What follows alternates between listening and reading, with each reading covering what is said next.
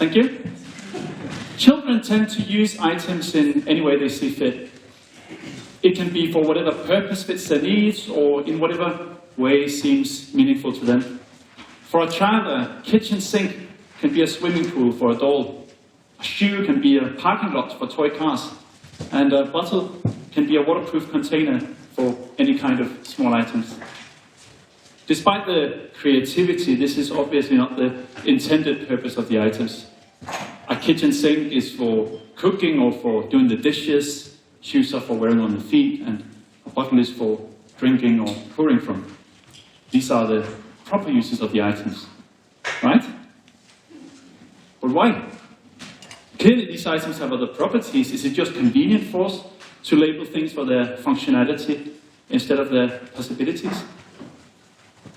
I'm going to dig into this area and argue that a certain amount of this childish view on the world has much greater potential than the examples I just gave. I'm going to show an example on how a childish, silly idea combined with passion and persistence can become something quite unique. In fact, I will argue that practicing this childishness is a necessary tool for any kind of innovation. I know that many of you in the audience have a water bottle with you, like this one. Please pick it up. Go on. Don't be shy and open it. And if you... Yeah, something good already. You know where we're going. So if you do like me and place it on your lower lip like this, and blow it downwards diagonally, as if you were blowing out a candle, you should be able to produce a sound something like the one you're already producing, yeah. All right, good job. This is better than I expected. Thank you. I don't know what else to do now. I know you already played a concert for us. So, you may notice that there's some different pitches, like different tones out there, right? In short, the more air in the bottle, the lower the pitch. If you drink the content, the tone will go down. This can be a funny thing to experiment with for a few minutes, unless maybe if you're a child or just plain childish. Which brings me to our story. We are 4 guys that met at the University of Copenhagen in Denmark, where we're from, where we studied music. And at a party with no instruments, somebody started playing a few tunes on a bottle. Another guy would join in.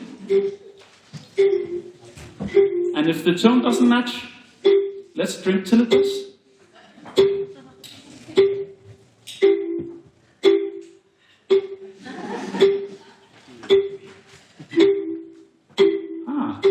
Now if we add a third tone, we can play an entire chord, like this.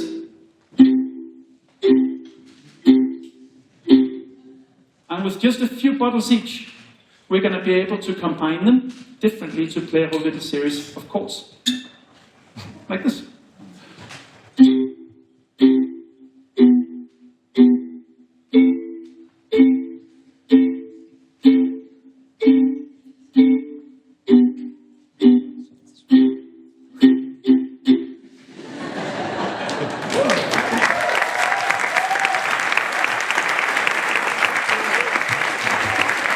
Now this was getting interesting, so much so that we couldn't just stop here. So we left the party to get a room and practice.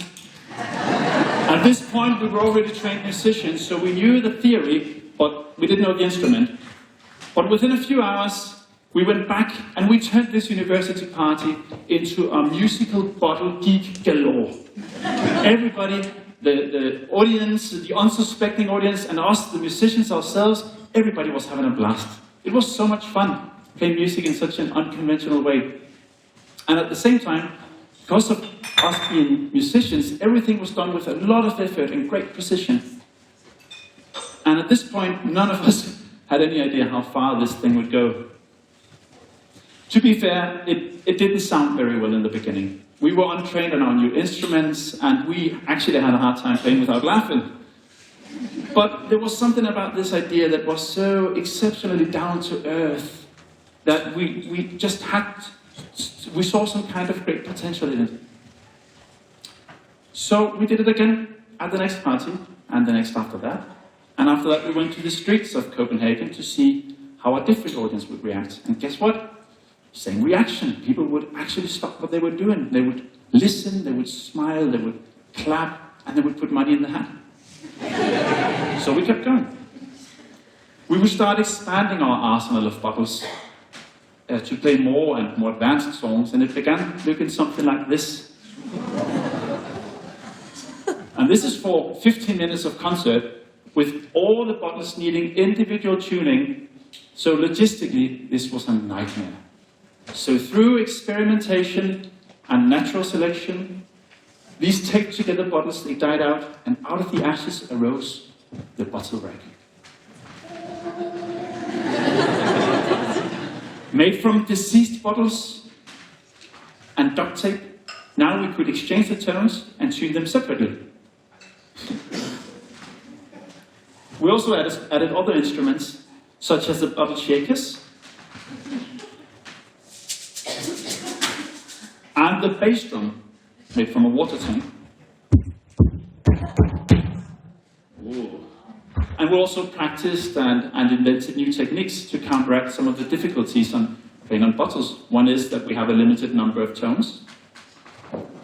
Another is limited speed. Faster. Faster, faster. At some point there's a physical limitation, I know, I'm sure you get it. But limitations has never been our strong suit. So we found a way around this. If a melody is simply too fast to be played, well, let's split it between two musicians. So, sure, it's tricky and it's hard to learn, but it literally makes the impossible possible. Let me show you what I mean. Kasper's going to be playing half of a bass line alone, and let's see if you recognize it.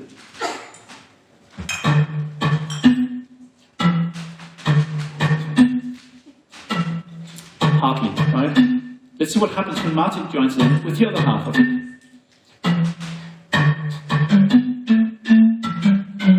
All right, more recognizable now, right? Now all we need is a melody, and we can play a whole little song.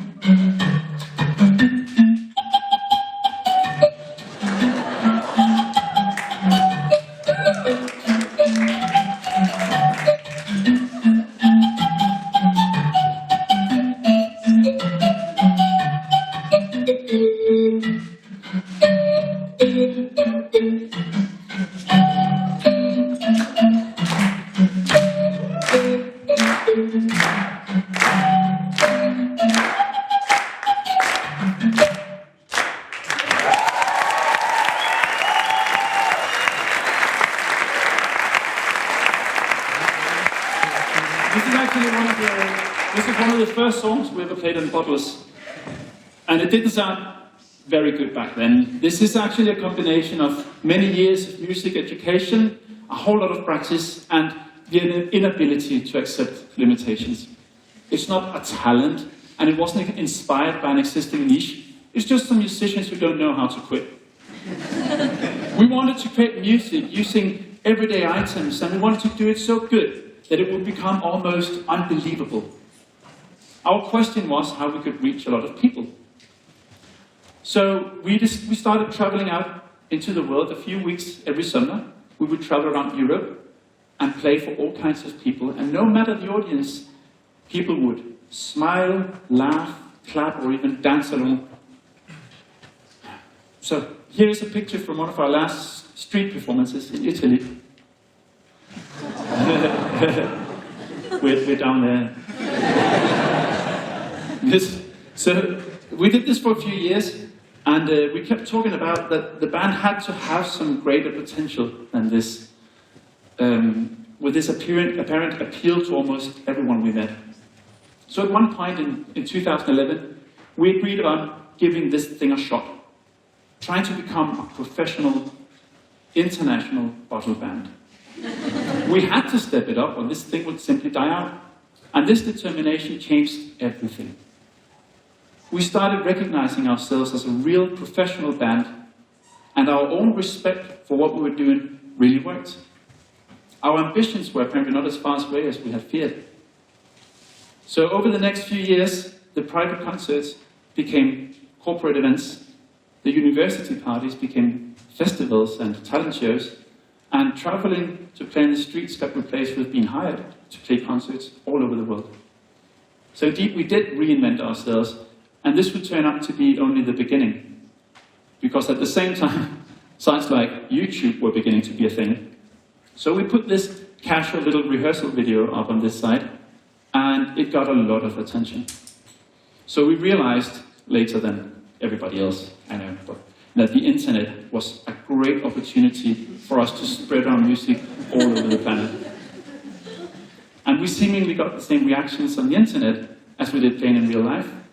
And furthermore, we finally got the confirmation that we really did manage to push this concept so far that it had become unbelievable. Some of our internet fans took that term quite literal in their expression of fascination with what we do. And while a small part of me says, I wish that they knew.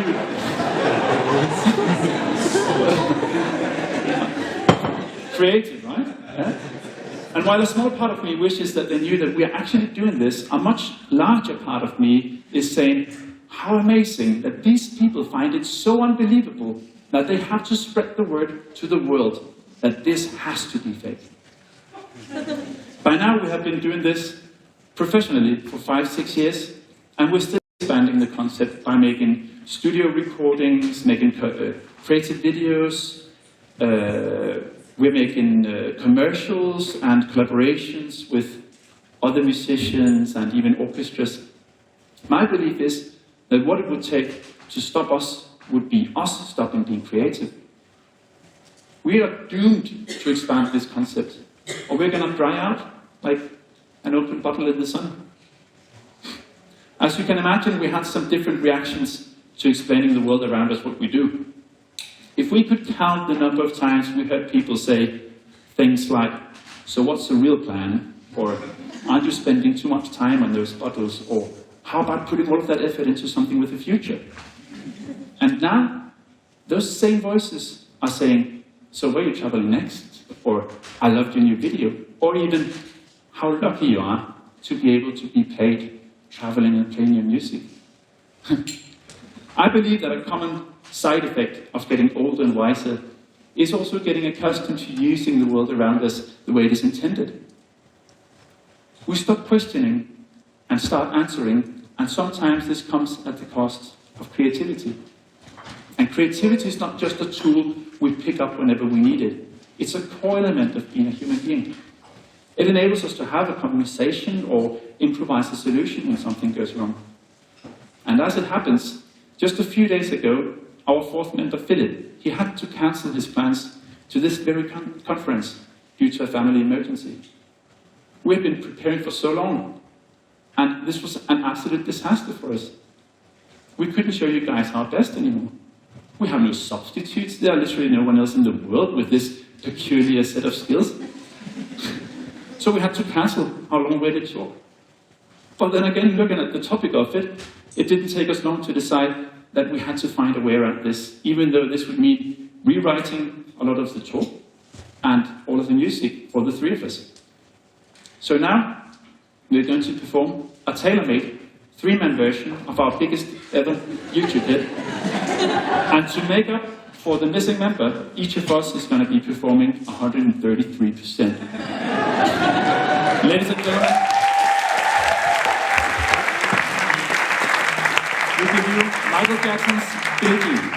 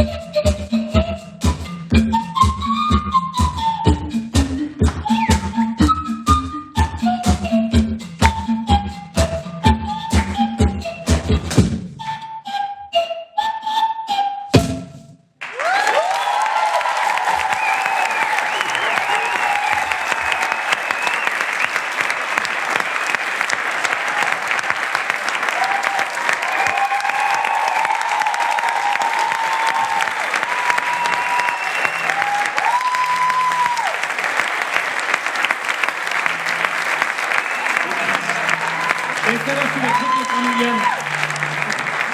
Almost done, promise. Creativity, like all other skills, can be perfected through practice. Once we start allowing ourselves to be childish and silly, we can discover a lot of things that we couldn't see before. In addition to being fun, obviously.